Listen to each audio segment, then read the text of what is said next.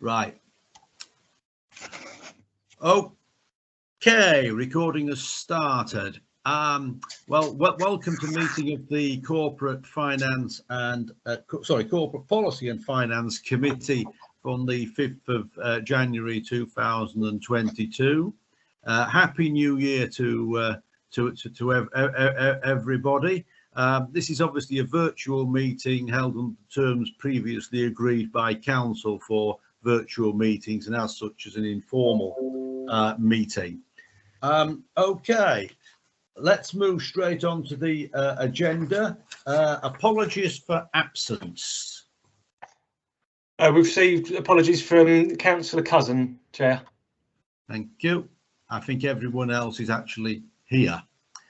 Thank you. Is everybody, Councillor Cousin, I believe, has a diary conflict. Is everybody happy to accept that apology?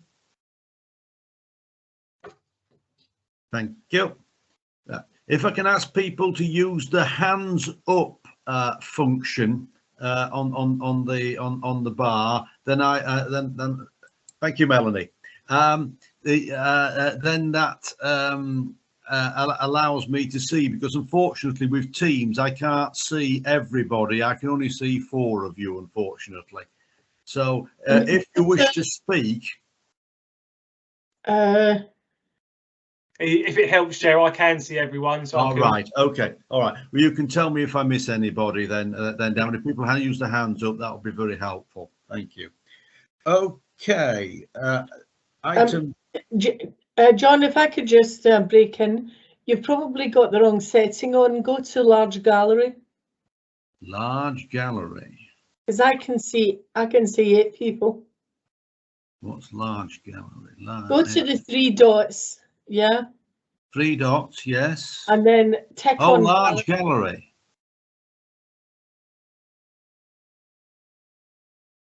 Oh, brilliant. Okay. Excellent. Excellent. The wonders of technology. For those of us who don't understand technology, I'll explain that one of the things I got for Christmas was a new phone, and I had to wait until New Year to see my niece to get it properly set up. So that's my my technological knowledge. Okay, item number 2, declarations of interest. Are there any declarations of interest? No. Obviously, if any items arise during the meeting, please feel free to put your hand up. Item 3, Chairman's report. I've got nothing specific to report that isn't otherwise on the agenda. Item 4, public questions. Finance Officer? None received, Chair. Thank you. Item 5, the minutes of the Corporate Policy and Finance Committee held on 10th of November 2021. Are there any comments on those minutes? Can we all agree to confirm those minutes?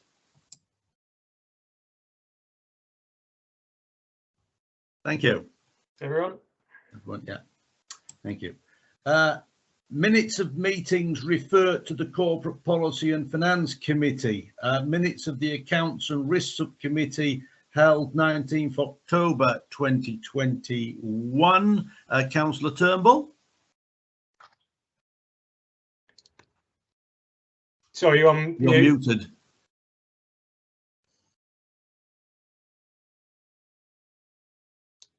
Different system. I present the minutes of the meeting of the 19th of October for approval by the committee.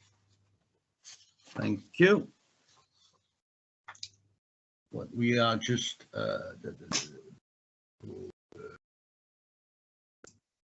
I think we just note those, don't we, Finance Officer? Yes, that's correct. So there's a couple of items in there that are in those minutes that are become part of the actual agenda pack later on. Okay, thank you. All right. Item 7, officers' reports, forward planner and resolution tracker. Finance Officer? Thank you, Chair. The only thing I wanted to add was that, so there's no citizens advice update in the pack tonight, just purely a timing thing, because obviously the quarter date, it runs until the end of December, so the information couldn't be pulled together in time. So when we get to our March meeting, we'll be looking at the Q3 information from citizens advice. But happy to take any questions. Right, thank you. I have one question. Has the work on the website now started? Yes, I believe so. I think we've gone out to a few people. I haven't had a catch up with the team since coming back from Christmas, but I think it has. Things are underway. Okay, thank you. Are there any questions on the forward planner?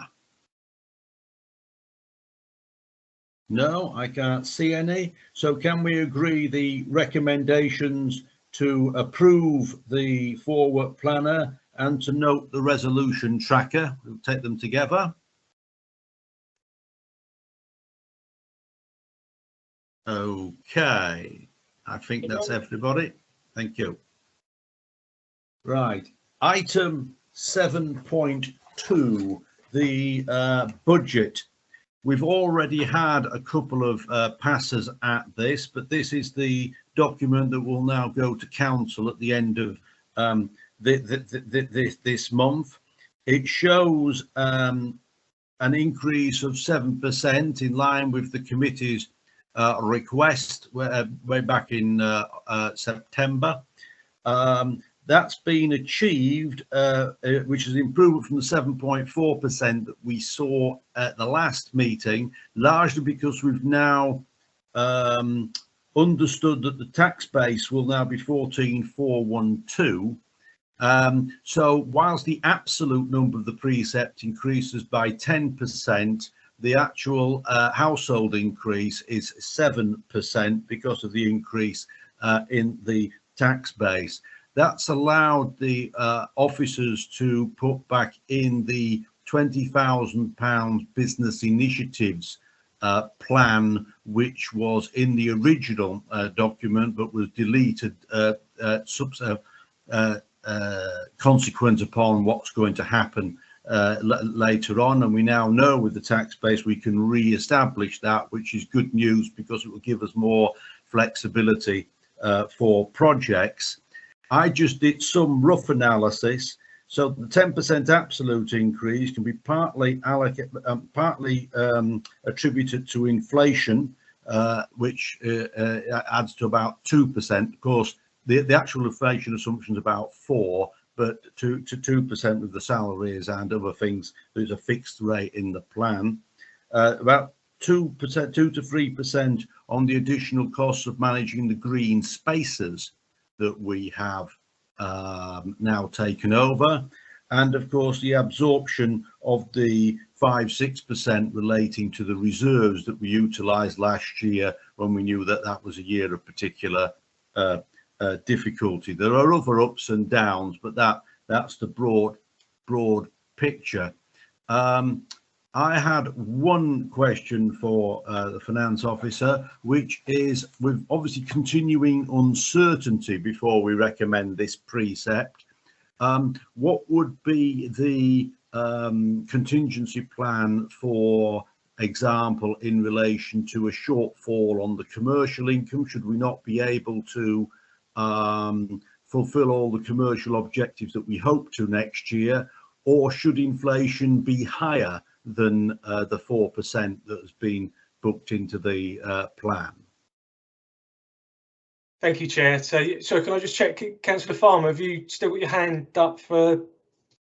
Oh, thank you. So, thank you, Chair. So my intention would be to pick those things up in the budgetary control as we move forward into 22-23. I think with those specific examples, it would be a case of, in those circumstances, would have to come to you with an options appraisal, so of what we could do to reduce things. So the extreme would be the situation that we found ourselves in a couple of years ago when COVID first happened, and we had to redo the whole budget and have a completely revised budget. If there was a a couple of things like reduced income or increased inflation, it'd be a case of coming to you with an options appraisal of saying potentially the 20,000 that's been put back in now for the business initiative plan could come out, or anything else. It might be changing things to the management plan, or be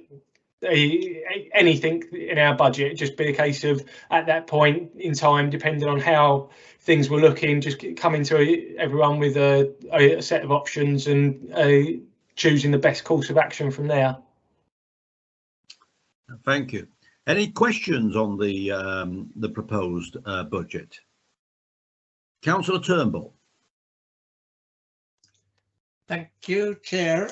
Just generally, I'm slightly concerned. Well, I don't know exactly what the timescale is for salary increases. Perhaps Daniel can help us there, because with the number in this budget, I'm not saying it's wrong, but I'm not quite certain when the review dates are, and whatever review might take place going forward is then implemented, because my concern is in the private sector, every company or person I speak to, they're sort of penciling in 5% for this year, which makes me think, hold on, are we going to find there's a big shortfall here?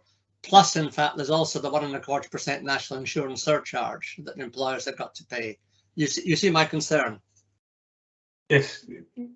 Thank you, Chair. So the national insurance increase has already been built in. Okay. With the council's pay award, it's currently being negotiated, and the latest has been the 1.75% that has been rejected by the unions. And obviously, it's not been rejected by Harpenden Town Council, it's been rejected by the unions. So where that figure ends up being, if it's the 1.75 or higher than that, where it's such an unknown, the latest figure that has been proposed is the 1.75%. So that's why that's been built into the budget. We've got to pick a figure, and we could have put down 2% or 2.5%, but the logic is purely the latest figure that was being discussed with the unions was 1.75%. So that's what's been included in the figures. Okay, you can just see my slight concern that we might find there's a shortfall. And silly question, Daniel, when does that, assuming that is agreed, when is that actually implemented? Where does that take effect from? So they're still negotiating the 2021-22 increase. So that will be backdated to April of 2021. So that's still to be agreed. And then what's happened in previous years is when negotiations have gone on this long, they've done 2 years in one, if you like. So they'll agree the 2021-22 increase as well as the 22-23, because things have gone on so long. But it is a big unknown, because it feels like every year it's a slightly different time frame and things kind of change, and we're going with the information that we've got to hand at the minute. Okay. Yeah. Councillor de Court. Yeah, thank you, Chair. That's very much linked to my point, which is the next item below employee costs. We've got non-employee contractual inflation. I imagine that's things like the John O'Connor contract and things like that would be the largest element. Again, I just want to know what the contractual position is there, because presumably they have a CPI escalator in there, and is it based on what particular month's CPI? I'll have to come back to that. I'm not sure what month that John O'Connor relates to, but I can certainly put an email out to everyone and confirm that. It's just that I obviously haven't seen the contract, so I don't know. But I mean, if it was from April the 1st, which seems quite likely given, financial years, and if it was CPI, the Bank of England's latest forecast is 6% inflation in 2022, and obviously they're an independent body. I know we can't see what it is. I'm just highlighting Councillor Turnbull's point that we're probably making a pretty optimistic forecast in those numbers. I understand why we are. I'm not got a problem with it. I'm just saying, as long as we recognise that as a group. I mean, if it was 6%, it would change the adverse variance by another 10,000 from 19 to about 29. So it's 10,000. Yeah. It's manageable, but it's not totally trivial. Yeah. Yeah. Thank you. Thank you. Now, Councillor Turnbull, I've still got your hand up. Have you? Right. Okay. Exactly, Councillor. That's exactly why I asked the question about the inflation. Yeah, and I agree that it would be about £5,000 per percent. I think that's right. I agree with that. And on the salaries, an extra 0.5% would probably also cost about another 5%. Another 5,000, something like that. So yes, we do have some contingencies there, which we may have to look to manage during the year. Exactly. Any other questions on the budget? Councillor Turnbull, you're muted. Nigel. Sorry, thanks, Chair. There was one that sounds a bit difficult. One other point I did pick up on page 27, 3.11. We've got this unfilled post, part-time post. And if there hasn't been a commitment made to anyone yet, is it worthwhile not filling that to give us some headroom to play with? Difficult decision, but you see where I'm coming from. Dan, can you tell us where we are on that particular appointment? You're muted, Dan.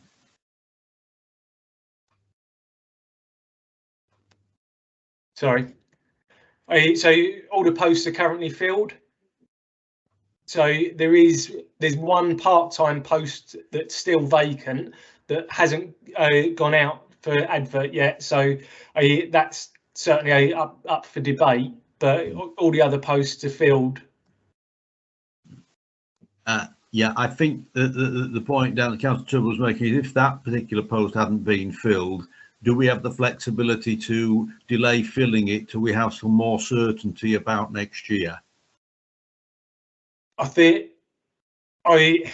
we can certainly have the debate. I think is all I can say really. I can't say for certain, but we don't have to fill the post, but we can have the debate about how much it's needed. Okay, and who actually approves the creation of the vacancy? Is that the Human Resource Committee? That's correct, Chair. Right. Okay. Well, maybe we ought to just refer that question to them. Okay. Are there any other questions on the budget? No. Okay. So are we happy then to go with the recommendations for council that the total budget is set out at 1,623,460, that the precept is set at 1,301,440 with a bandy equivalent of £90.30. To note the council tax base of 14,412 and the medium-term financial strategy included in Appendix A. Is everybody happy with that resolution? I think that's all right. Thank you. Good. Item 7.3, budgetary control, Finance Officer. Thank you, Chair. So this report reflects the financial position as at the end of November 2021. If I can draw your attention to Appendix A, we are currently showing a favourable variance of nearly 48,000. With the main reason for this, as we spoke about previously, being the vacant posts within the Green Spaces team. I think, as I said, we've previously discussed that. the only other thing to really add to the report is obviously it's great news that we're in this favourable position, but I just wanted to flag that there is still a level of uncertainty regarding the car parking, surrounding the car park income for Lydekker Car Park. So if, because of the latest COVID circumstances, if there's a reduced footfall in the town centre, that will have a knock-on effect on the car park income, and so those figures aren't in that. Potential reduction in car park income isn't included in these figures. So I think I wouldn't like anyone to be surprised if that favourable variance reduces by the time we get to year end. I don't think we'll be in the position that will be completely wiped out, but there's the potential that it will reduce by the time we get to outturn in March. But happy to take any further questions. Councillor Maynard. It's not a question really, Dan. I just want to congratulate you and other officers for how well you've been managing this budget, and particularly the things which are kind of outside your, you know, are more difficult, not outside your control, but they're more difficult to manage, like the commercial income. And so just like, I think officers are doing a great job. Thank you very much. Any other comments? I'd just like to add, of course, that should there still be a favourable variance at the year end, then that would, of course, in effect enhance the general reserve, and therefore might provide a bit of additional cover in extremis for next year without actually reducing the overall general reserve. So that may just give us a little bit more leeway. Are there any other comments? I can't see any. Okay, can we move to the recommendation then to note the report, to note the release of the reserves at paragraph 3.2, and to note and approve the virements at Appendix A? I think everybody agrees. That's good. Thank you. Right. Item 7.4, always one of my favourites, the risk management strategy. Finance officer. Thank you, Chair. So, as was mentioned earlier on in the agenda when we were discussing the minutes for the Accounts and Risk Committee, this is a recommendation from them. The format of both risk documents were amended last year and approved, so these documents are in the same format as you've seen when you reviewed them last year. The risk register shown is based on the risks at that specific moment in time when the Accounts and Risk subcommittee reviewed them. So as risks are continually reviewed throughout the year, although it's not included in these documents, obviously with the latest COVID situation, there's been new risk assessments carried out as part of the reaction to the latest COVID legislation and everything that's going on currently. So just to give some reassurance that it's not included in this document, but it is being looked at, and obviously when you see it next time it will be included. It's just the risk register is a snapshot in time which doesn't include the latest COVID legislation. But have to take any other questions. Okay, any questions on the risk strategy and register?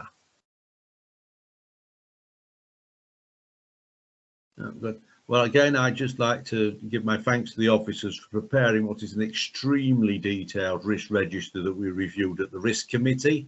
It's very thorough.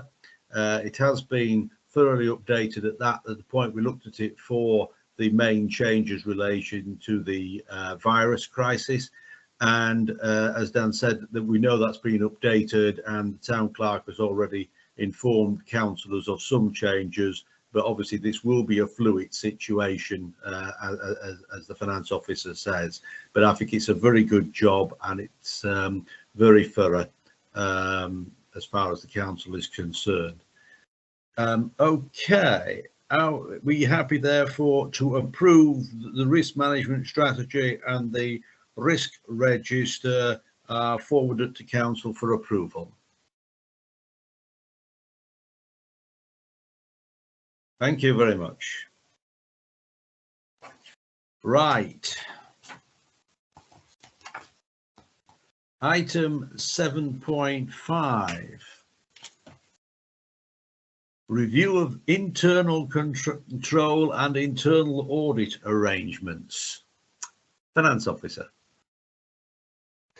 Thank you, Chair. So there are no material changes to the arrangements that were presented last financial year. So we've still got, broadly speaking, the same arrangement with the SIAS being our internal auditor.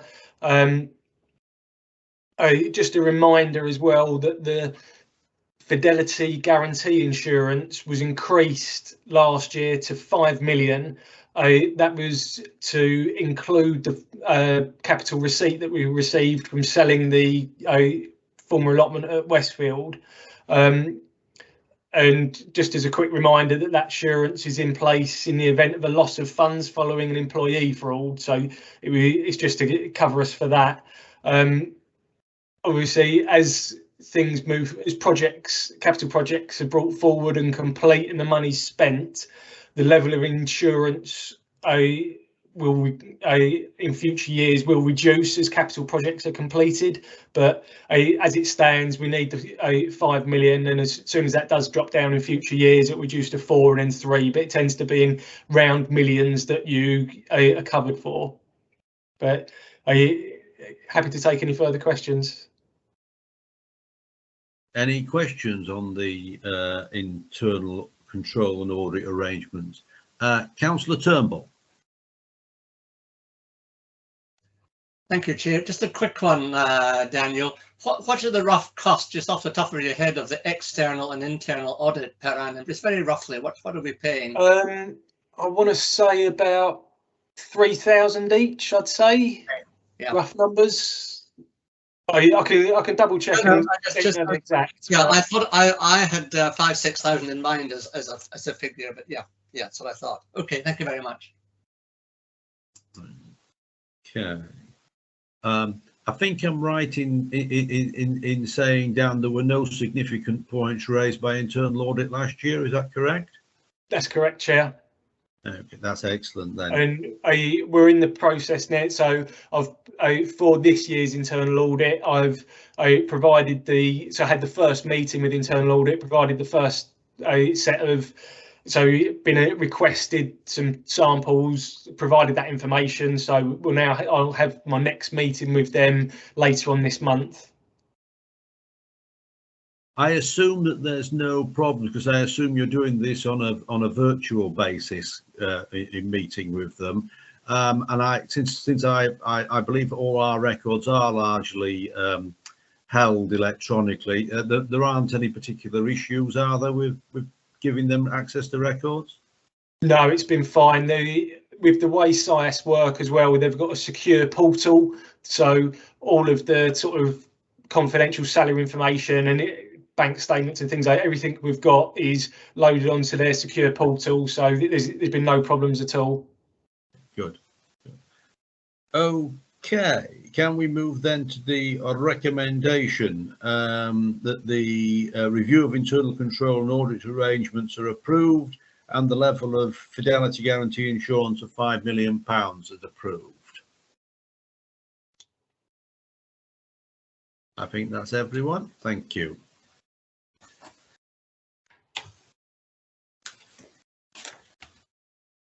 Item 7.6, Treasury Management and Investment Strategy. Finance Officer. Thank you, Chair. So other than the balances, there's no material changes again to the arrangements that were presented last financial year.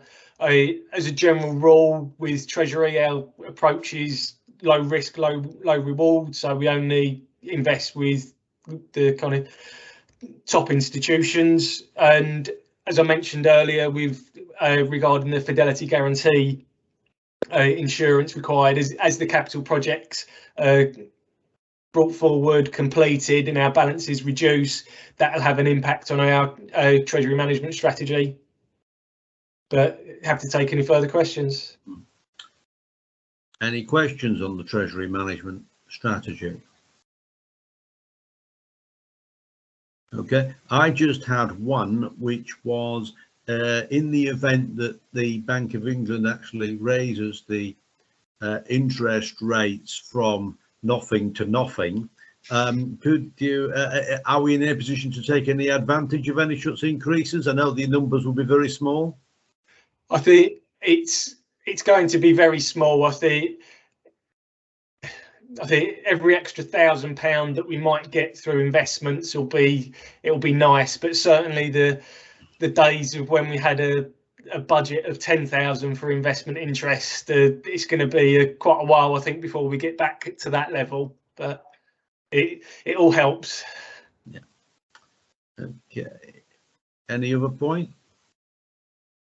No, I don't think so. In that case, can we move to the recommendation that the committee approves the Treasury Management Investment Strategy for 2022-23?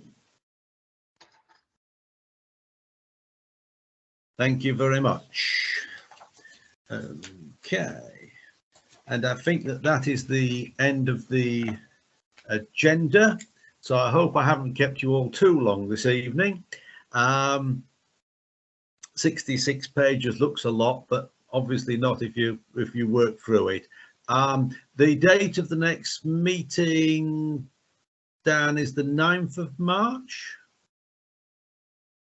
Correct, Chair. Thank you. The next meeting is the 9th of March. Well, thank you very much. Are there any other points? No, good. Well, in that case, I will let you go and enjoy the rest of your evening. Thank you very much indeed. Bye. Cheers. Bye. Bye. Bye.